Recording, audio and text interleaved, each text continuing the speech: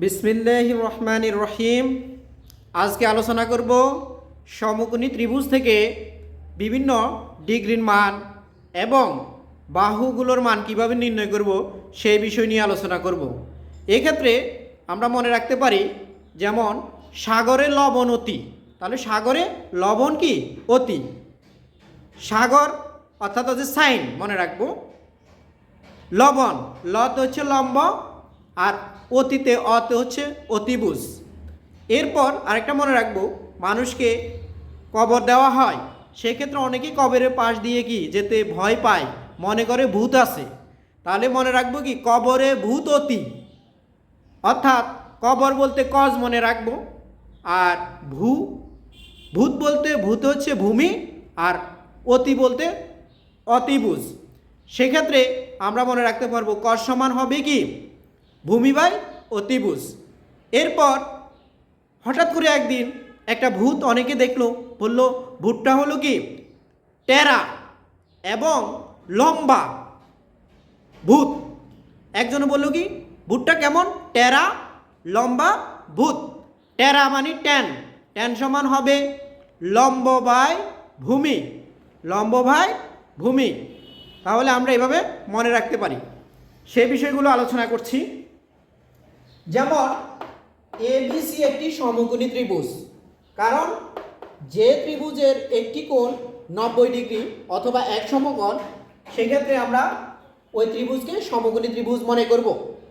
যেহেতু বি কোণ হচ্ছে 90 ডিগ্রি, তা 90 ডিগ্রির সাথে দুটি বাহু আছে, একটি হচ্ছে এবি আর একটি হচ্ছে কি বিসি। তো 90 ডিগ্রির সাথে যে দুটি বাহু থাকবে এর একটি ভূমি হয় আর একটি কি হয় লম্ব হয়। 90 ডিগ্রির সাথে যে দুটি বাহু থাকবে ওই দুটি বাহুকে বাদ দিলে যে বিপরীতে আরেকটি বাহু থাকবে সেটি হবে সমকোণী ত্রিভুজের অতিভুজ। তো সেক্ষেত্রে আমরা বলতে পারি এসিটা হচ্ছে অতিভুজ এবিসি সমকোণী ত্রিভুজের। আমরা এখানে বিশেষ করে সূক্ষ্মকোণ নিয়ে আলোচনা করব। যখন সি কোণকে বিবেচনা করব, সি কোণের সাথে দুটি বাহু আছে, একটি হচ্ছে এসি আর একটা হচ্ছে কি বিসি। সেক্ষেত্রে এসি তো হচ্ছে অতিভুজ, যেহেতু 90 ডিগ্রির বিপরীতে অবস্থান। বিসি হবে যে কোণটাকে বিবেচনা করব ওই কোণ সাথে যেই বাহুটা স্পর্শ হয়ে থাকবে সেটা হবে সন্নিহিত বাহু। আর এই দুটি যখন ওই দুটিকে বাহুকে বাদ দেওয়া হবে, বাকিটা হবে কি বিপরীত বাহু। তাহলে সি কোণের জন্য লম্ব হবে এবি আর ভূমি হবে বিসি। এখানে লিখে দিয়েছি লম্বকে আমরা বিপরীত বাহু মনে করব এবং ভূমিকে সন্নিহিত বাহু মনে করব। এবার যদি আমরা এই কোণকে বিবেচনা করি, এই কোণের সাথে দুটি বাহু কি আছে স্পর্শ হয়ে আছে, একটু হচ্ছে এসি এটা অতিভুজ, আর এবি হবে সন্নিহিত বাহু আর বিসি হবে লম্ব অথবা বিপরীত বাহু। তো আমাদের অধিকাংশ ছাত্রছাত্রীরা ভুল করে, যখন কি করা হবে একে বিবেচনা করা হবে সেই ক্ষেত্রে লম্ব হবে বিসি, কারণ কি এই কোণের বিপরীতে যে বাহুটি অবস্থান করবে তা হবে লম্ব। তাহলে এই কোণের জন্য বিসি হবে লম্ব, এবি হবে সন্নিহিত বাহু অথবা ভূমি। তো এই ক্ষেত্রে আমরা মনে রাখতে পারবো লম্বকে বিপরীত বাহু মনে রাখবো এবং ভূমিকে সন্নিহিত বাহু মনে রাখবো, তাহলে আমাদের আর কি ভুল হবে না।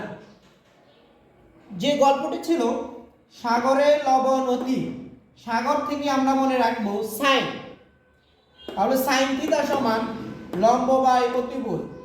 লবণের ক্ষেত্রে লতে লম্ব আর অতিতে অত হচ্ছে অতিভুজ মনে রাখবো, লম্ব বাই কি হবে অতিভুজ, অথবা বিপরীত বাহু বাই অতিভুজ, দুইভাবে লেখা যাবে, কোনো সমস্যা নেই।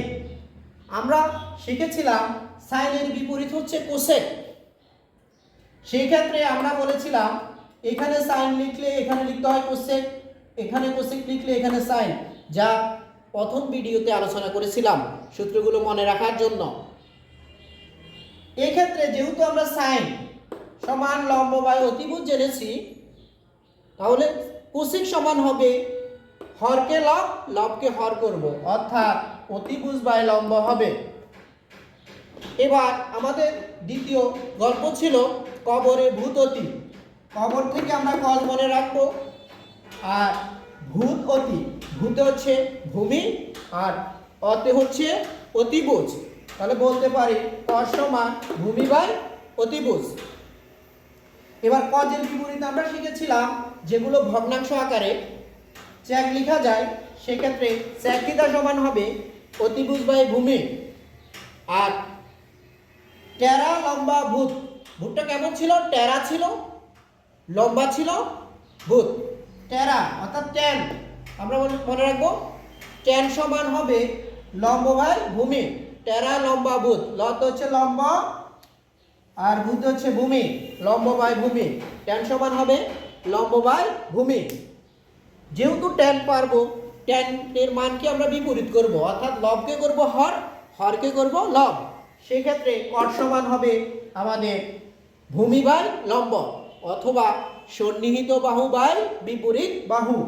তাহলে আমরা আজকে এই ভিডিওর মাধ্যমে, এই ক্লাসের মাধ্যমে আমরা জানতে পারলাম সমকোণী ত্রিভুজের যে সূত্রগুলো কিভাবে নির্ণয় করতে হয় সেগুলো। পরবর্তী ক্লাসে আলোচনা করব বিশেষ করে বিভিন্ন ডিগ্রিগুলোর মান, যেমন 30 sin 0 degree, 30 degree, 45 degree, 60 degree এবং 90 ডিগ্রির মানগুলো আমরা পরবর্তীতে আলোচনা করব। তাহলে আমরা একটা বিষয় মনে রাখবো, 90 ডিগ্রি যেখানে, তার সাথে যে দুটি বাহু থাকবে ওই দুটি বাহুর ব্যতীত তৃতীয় বাহুটি হবে অতিভুজ। তাহলে আমরা এখানে এবিসি সমকোণী ত্রিভুজের বি কোণ যেহেতু 90 ডিগ্রি, তাহলে এসি কে বলবো অতিভুজ। এবার আমরা যখন সি কোণকে বিবেচনা করব, সি কোণের সাথে অতিভুজ আছে এবং আরও একটি বাহু স্পর্শ হয়ে আছে, সেই বাহুটিকে বলবো সন্নিহিত বাহু অথবা ভূমি। তাহলে বিপরীত বাহু হবে এবি, এবি হবে লম্ব আর বিসি হবে ভূমি।